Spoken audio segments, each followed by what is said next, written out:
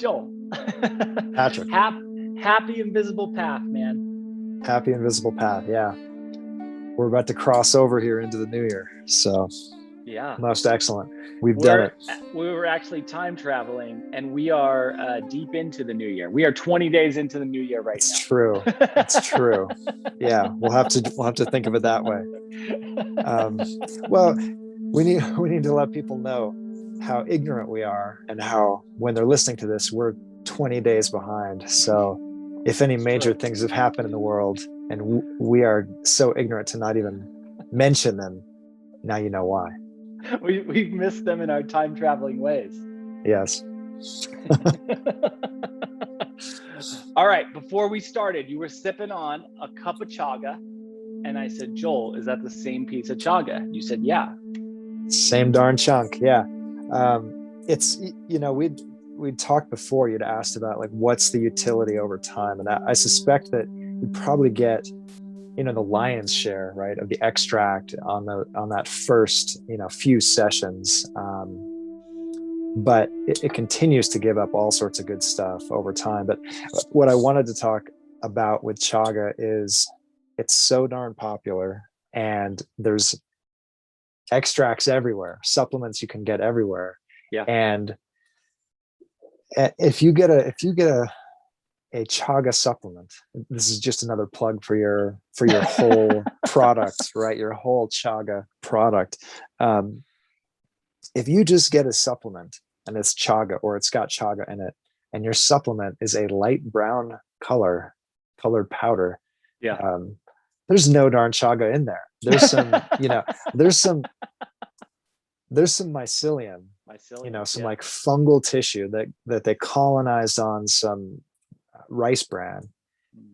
But chaga is not the same as that live organism. There are some mushrooms where, for example, cordyceps, this thing in the wild grows on, buried caterpillar larvae, something like that. And the active ingredients that you can get from an extract versus what you get in the wild, you can get comparable things there for sure. But there's just no way in hell you're getting anything close when it comes to chaga. Like I'm not going to be one of those people that's just like absolute about it. Like everything is nuanced, and you could probably get some lion's mane extracts that are going to give you, similar compounds as the whole mushroom or the wild mushroom. Maybe it's not quite as good, but you're in the same ballpark. But it is just, you're not even getting the same things, not even close for chaga. So if you're going to get chaga, just get the whole thing. Get the chunks harvested from trees. If you're just getting, some sad tissue that was grown in a lab on rice bran, it's just not happening. You're not getting it. You haven't yet made contact with this incredible being. Yeah. So do it. Yeah, that's interesting, because chaga, it changes so much with the cold that it's exposed to, right? Like the deeper into the Arctic your chaga comes from. Yes, 100%. Yeah. And the thing is I say that with such conviction. I don't know. I mean, maybe there isn't good research on that, but when you look at back to cordyceps, the caterpillar mushroom, what's super interesting about that is that in the wild, where it's traditionally used up in the high altitudes, I believe it's in Tibet or Nepal, ish, in that area, right? It's high altitude, it's cold as hell, and it's low oxygen environment. And that is where you're going to get the best types of, goodies, nutraceutical goodies out of that stuff. It is going to be at its most potent when it is in that habitat. And there's a company that's based in Nevada, and they have figured this out, and they have a patent on growing it in a low oxygen environment. And that like doubles the active ingredients in it. So it just really ramps up the potency. And I suspect that the same thing is true with chaga, where you want it to be in the most extreme range of its environment. So sure, you could get some stuff from Minnesota, but why wouldn't you get it from Siberia where it's cold as hell? Like Minnesota's cold as hell, but Siberia is way colder, and the tigers. So yeah, all that stuff. Speaking of cold, Joel, I can literally see your breath right now. Yeah. Yeah. There's snow. There's going to be more snow soon. There's going to be more snow soon. It's awesome. This will keep me wide awake for this. We've had a ton of snow, and I spent a little time this morning helping to clear out my elderly neighbor's driveway and mailbox. Heck yeah. Do those things for those people that need help. Heck yeah, for sure. It'll make you feel good. I real quick to round off our chaga discussion, last time you mentioned how chaga could be a really good ember. And that got me thinking if it was used traditionally as an incense at all. And it is used traditionally as an incense. And I burned a little chaga just to see what that experience is like.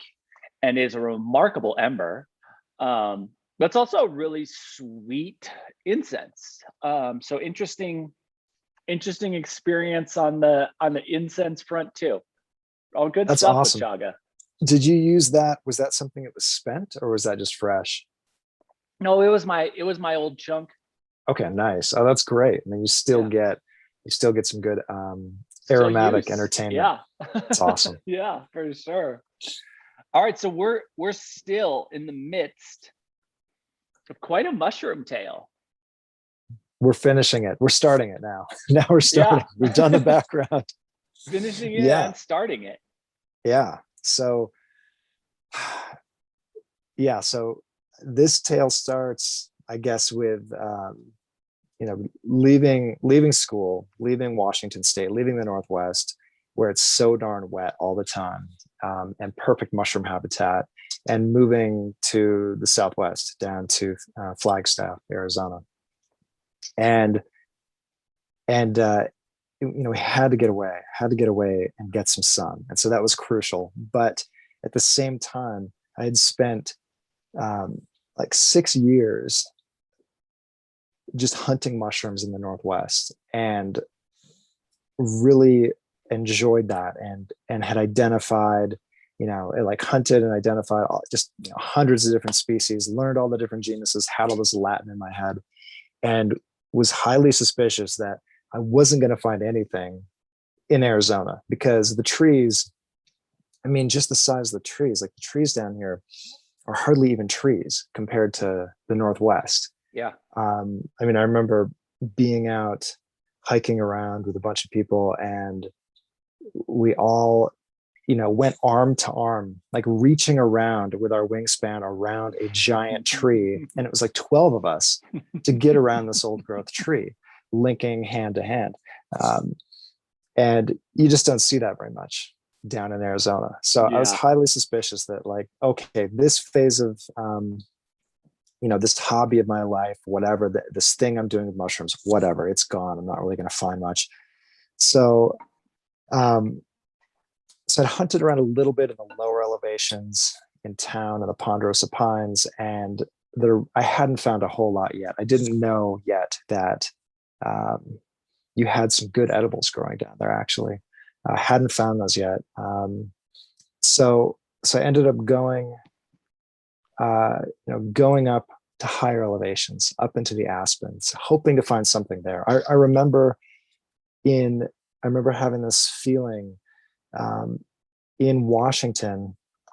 I was out on the coast, and I happened to be, it was this field trip, and the field trip was at this church camp, and they had this wooden cross out in the forest, pretty close to the coastline. And at the base of it was just a perfect specimen of Amanita muscaria, the fairy tale mushroom, red with the white dots on the cap. And, as a kid in college, that just it just blew my mind. It was like, oh my God, this is incredible. And I just wondered, was I ever going to find anything that would deliver me that kind of dopamine hit and be that like that magical of a thing, right? Would I ever Yeah. find anything like that again? Because it just seemed just like rife with symbolism and just pregnant with meaning, and it was just so darn cool. Um, so, so I had gone up on the mountain just outside of Flagstaff, a couple times, and I'd gotten familiar with some of the trails up there. And I remember one time, the time that I found this mushroom for the first time, I parked in this area where you're really not supposed to park. And then there's a trail there. But for some reason, I just didn't go to where the trail was. Instead, I don't know why I did it. I just walked across the street to the other side where there was no trail. And to this day, I don't really know why I did that. And it didn't take very long. I was looking around there and just didn't find anything. And it didn't take very long before I found this new mushroom. And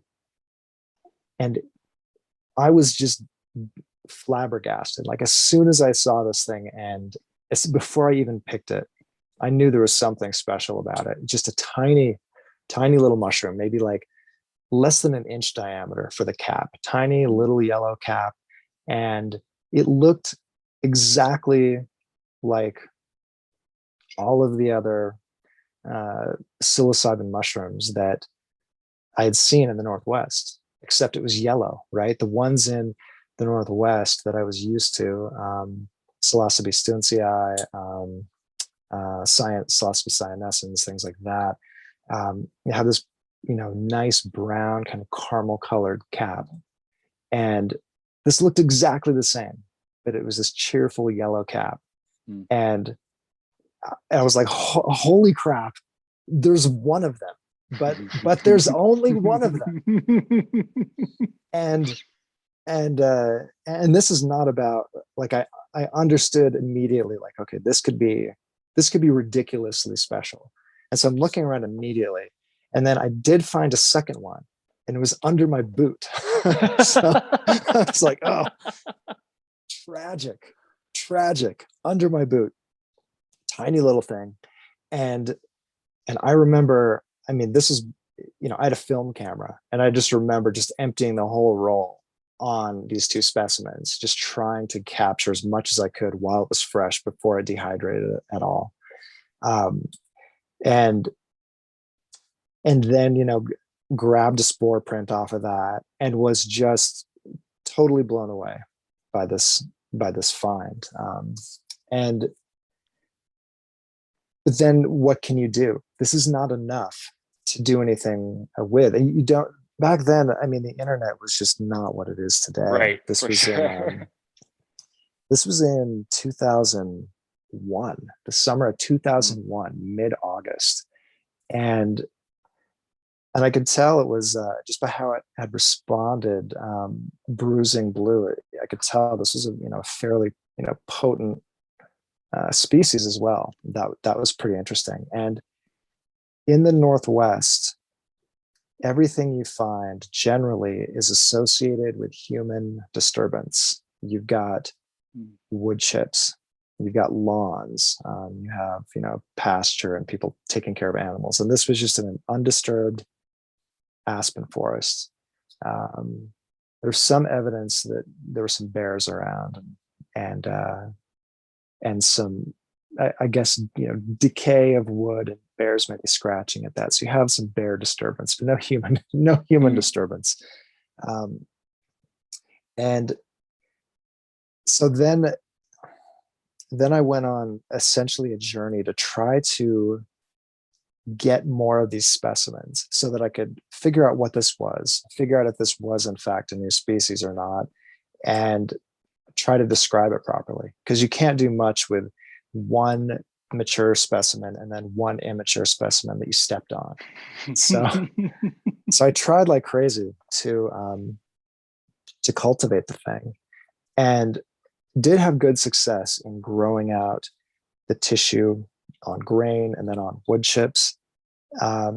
but then I was trying to be greedy. I was trying to get it to fruit, and impatient. I was trying to get this thing to fruit indoors. And I knew from, prior experience and prior reading that, this was probably a fool's errand. And it made a lot more sense to just grow out as much tissue as I could and give it back to the mountain. Mm. And so that's what I did. So when you do that, this is a patient game, right? This is something where you're going to put something in the ground and then you're going to come back 9 months later. Yeah. This is not an expedient type of thing. And in the meantime, I went to the Telluride Mushroom Festival, and I caught Paul Stamets after a talk he'd given and showed him some slides, some images of this mushroom. And he's like, yeah, that's probably a new species. And then he says to me, don't eat it. It's like, dude, he must be so used to dealing with just total nutters who just only care about, getting high or whatever, right? Mm-hmm. He said, don't eat it. I was like, Paul, I'm not going to eat the thing, man. Like, we're on the same wavelength here. And so he connected me with Dr. Gaston Guzman, who is or was the world authority in the genus Psilocybe, and that's where the lion's share, 90 to 95%, whatever, of the psilocybin species reside. There are some other genuses, Gymnopilus, maybe Mycena, a few others, Panelus, that have some active species, but generally you don't want to mess with those things. So Gaston Guzman, he was the world authority in this genus, and he had authored, I don't know how many species, over 100 easily, I would imagine.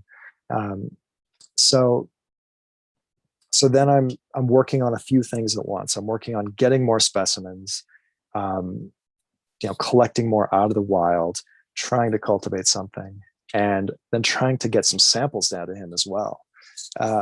And it's really, you don't just want to mail shrooms down to Mexico.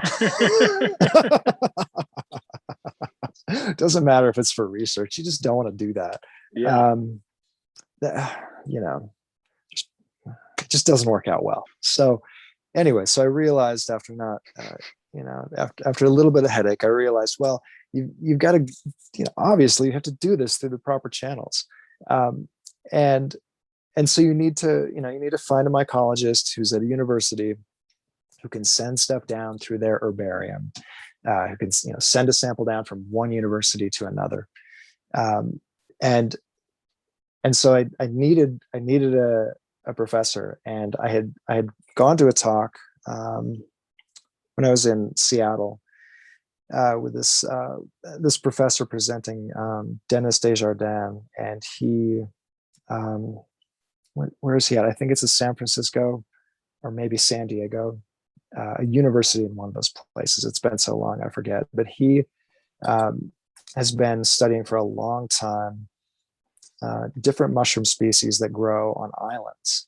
And so he would hunt mushrooms in Hawaii and Bali and all sorts of great tropical places. And what he finds is that when you have things living on an island, they're going to evolve off in their own way over time. And so you're going to find just a ton of unique species. And and that's when I really realized, when I thought back to that talk that I'd gone 2 years ago, that what I was dealing with was an island, because this mountain, covered in aspens and fir trees and high elevation pine trees and stuff like that. This is an island surrounded by a desert. And so things are going to evolve up there. And in fact, on this mountain, there's 40 species of plants that are endemic to there. They don't grow anywhere else. So, wow. So it only makes sense that you'd find some mushroom species as well that only grow there and that are just new to science. And so that's who I reached out to, and he helped me get samples down to Gaston Guzman. And it's, that was one of the, gosh, it was published, I think in 2010. I think he passed away in 2016 or so. So it was one of the later species that he'd authored before passing away. I'll just keep rambling. Wow. So, what was yeah. like when it gets published? Yeah.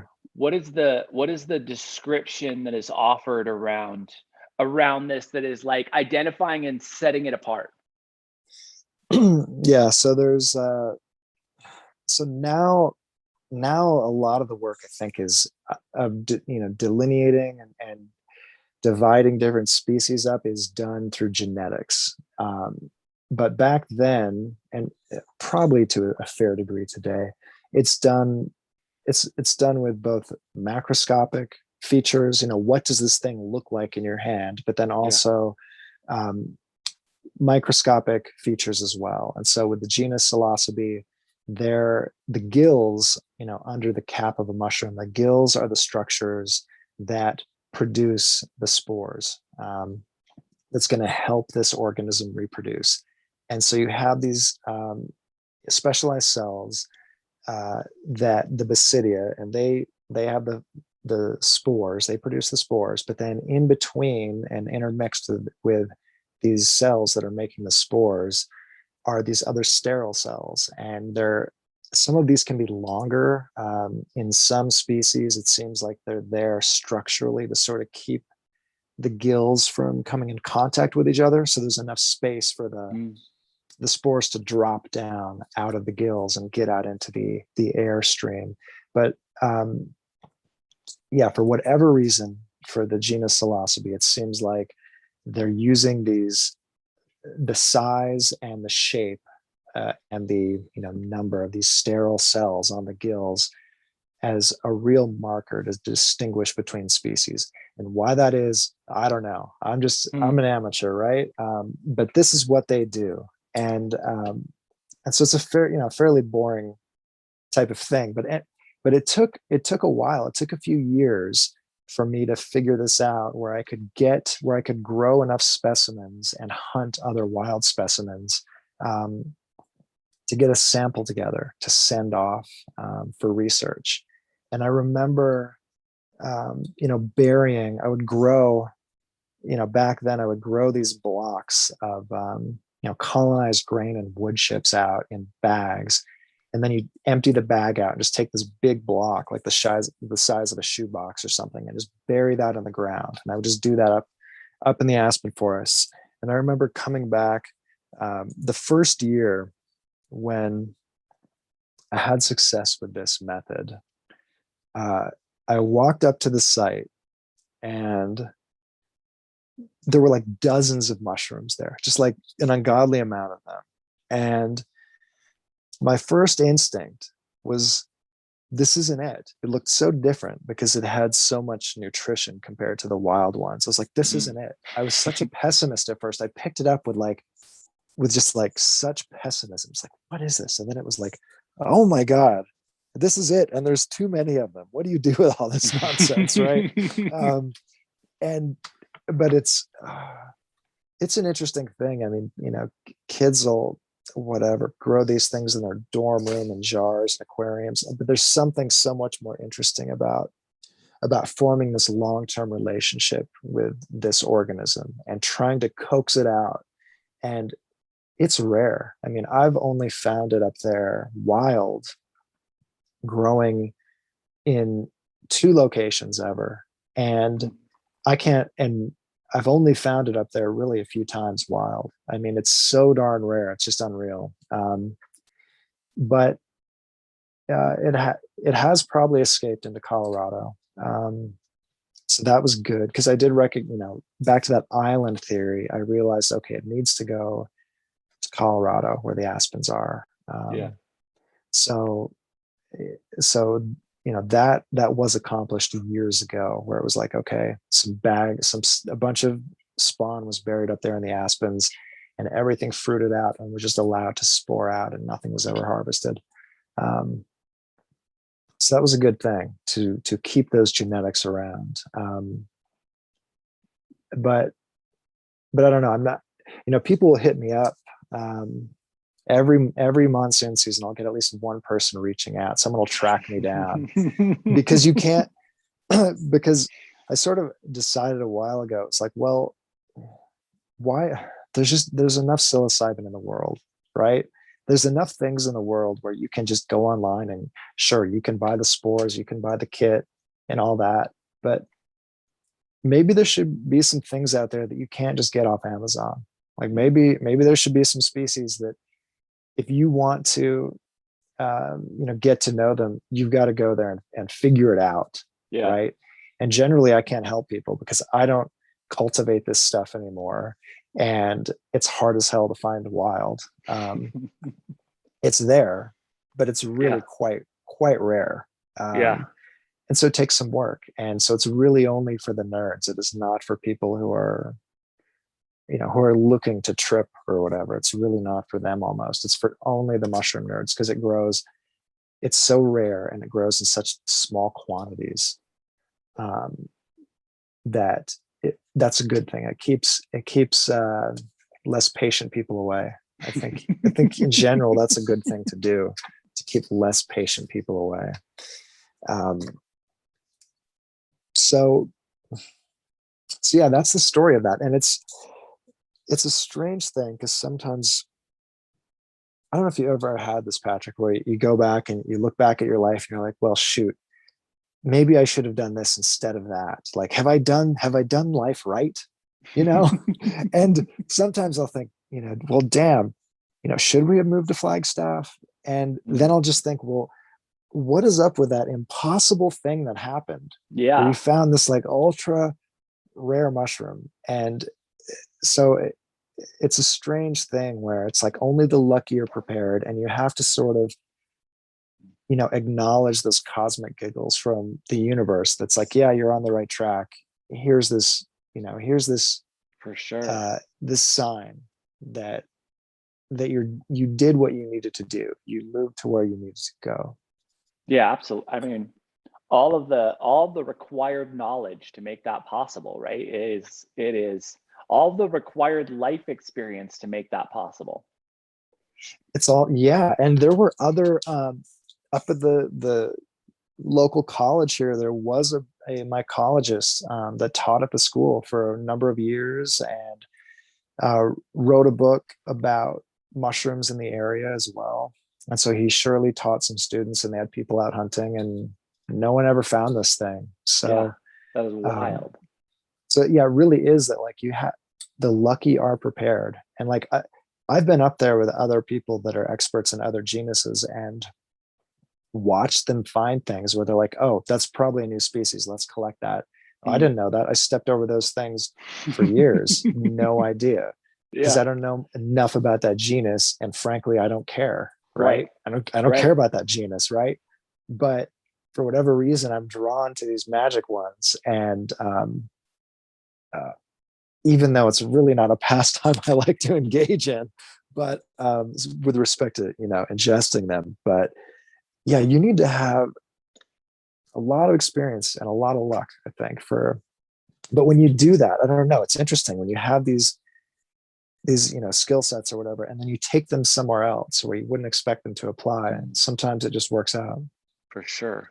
That is a really amazing thing. And I do think your description of that being like an indicator from the universe that you're on the right path is pretty apt.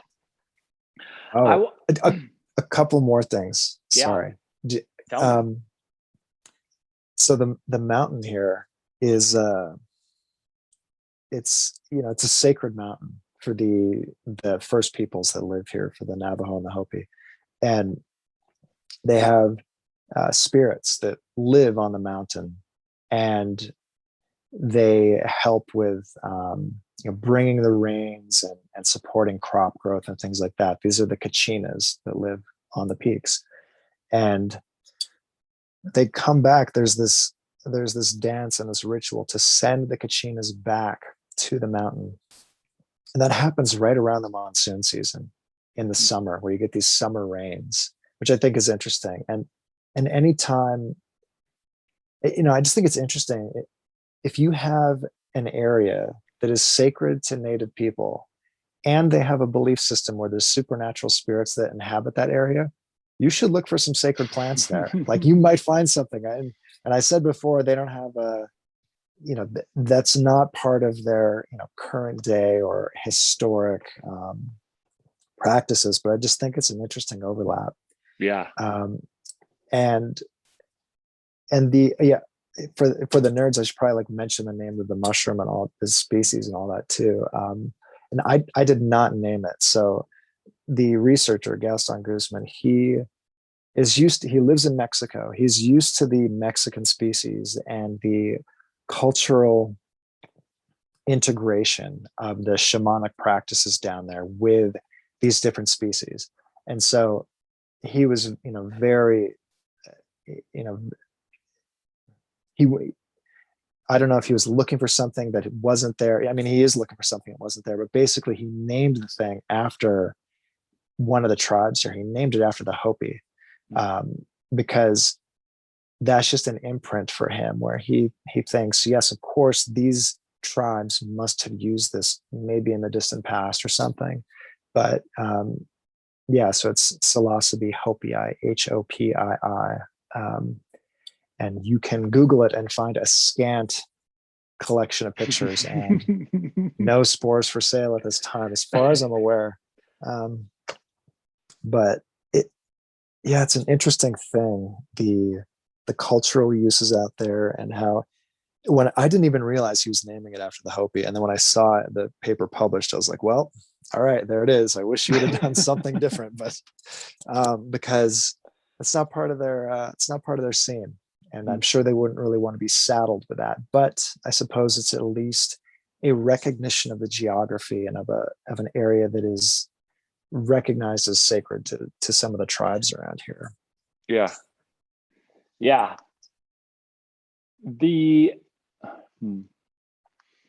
I mean, cross paths with it, right? Like created some type of energetic connection, maybe. And I actually, energetic connection is an interesting thing, right? Because as you mentioned, you like had no idea why you went across the street. You really didn't know why you were in this spot. And then all of a sudden, there it is. Yeah. When you, or if you were going to, let's say you just wanted to teach someone how to go into a forest and find mushrooms, right? Not any specific type of mushroom, but you just wanted to give someone the experience of walking into a forest and having the highest likelihood possible to stumble across some type of fruiting body mushroom. What would your advice be for that path? Luck? Well, it's good to have a guide, right? It's good to have a guide. Sure. One thing I'll say about going across the street to the opposite side of where the trail was is I didn't wander at all. I made a beeline to that area for whatever reason. I did not zigzag. I made a straight line to that area. I don't know why. It was weird as hell. It was uncanny.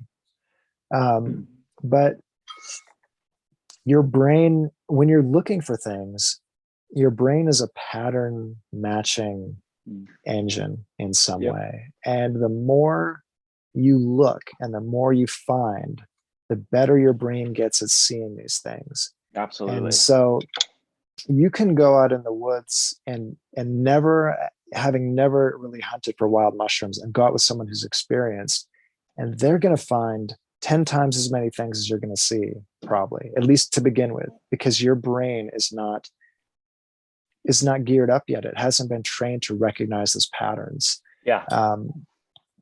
Especially with things like morels, which are these sort of, honeycomb looking mushrooms. They don't really look like a typical mushroom, and they can blend in so well with the surroundings and with the forest floor. And people that are really experienced with those, they can see them everywhere. They can go with someone who's never hunted them before, and that other person that's never found it before, they'll just step over stuff and they won't even see it for a long time. So, but you know, weather, right? Mushrooms like rain. So Yeah. you've got to wait for a good soaking. It's a very short season in the Southwest here. It's much more like, I would imagine, the mushroom season in Mexico, where it's all driven by the summer monsoons and that type of weather, as opposed to in, you know, the Midwest, East Coast. You get a lot of mushrooms in the spring and in the fall, and then it seems like in the Northwest it's primarily in the fall.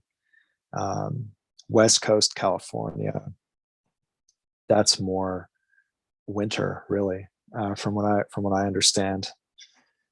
So you got to know, you got to recognize where you are, and there's so many resources now that it's ridiculous. But you know, it took years of hunting, and I'm really kind of a terrible mushroom hunter. I'm not good at it. Like you would expect, I'd be better. I'm not that good at it. But yeah, it takes years. It takes years to just recognize those patterns and learn these things, and then you stand a chance of finding something new like that. Mm. And it shows that there's still new things to be discovered out there, and so people should look at the world with that type of frame. You know, you can have an adventure. Yeah.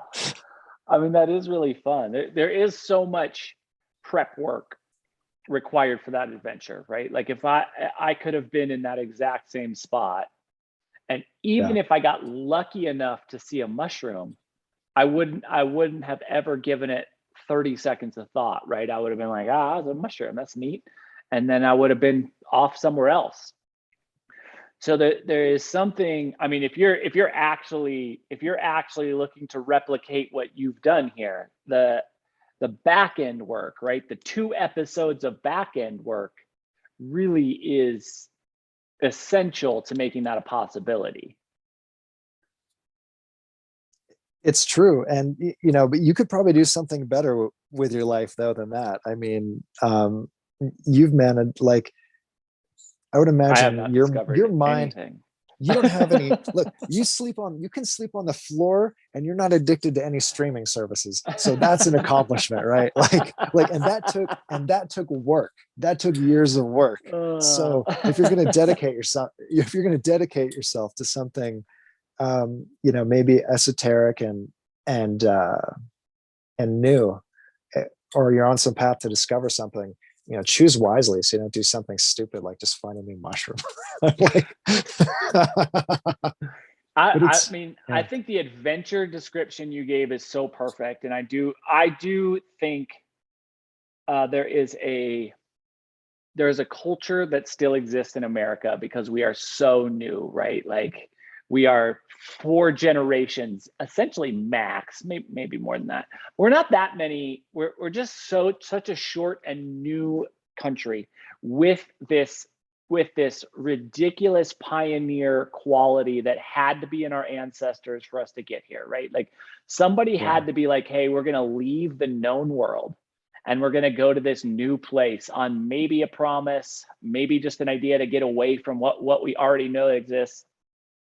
And I think that this opportunity for adventure, this opportunity for pioneering, however it happens in your life, I think there is something uniquely fulfilling about the American spirit that comes from these little, as you described it, adventure, and I would describe it as pioneering something new to the world. So I can't think of anything more fun than bringing something new to the world, and I think that is what you have done here. It doesn't get better for me. It's a fun thing. It's a fun little ego stroke, right? It's like, well, that's awesome. But I remember, oh gosh, years ago, how old was, I'm trying to remember what grade this was, but my younger son, you know, he knew that I discovered, he was so young, he didn't, he did, you know, he's not going to know anything about the magical aspects of the mushroom. He was so young back then, but he told his teacher, he's like, yeah, my dad discovered a new species of mushroom. And then the teacher like pulled up a paper and told the class about it, which is hilarious because she had no idea. So funny. So funny. So, because yes, it's all out there. It's all in the record now. But yeah, the pioneering spirit of America. I mean, you can see that continuing now. I mean, the culture washed. It came over across the Atlantic to the East Coast, and then it had to get through an even tighter filter of getting over to the West, getting over to California. Sure. Absolutely. Like getting across the ocean onto the East Coast. That's a hell of a filter. But then to filter the people even more by leaving the East Coast behind and going out west. And then you look at the innovation coming out of California. You look at all the discoveries, and that pioneering spirit applied to, you know, high technology and all that. It is incredible, and it's something that I've been appreciating a lot recently as I read the complete life and tales of Scrooge McDuck, something like that. We'll have to talk about it later. I think it's a stunning piece. It really is a stunning thing, the messaging in that. And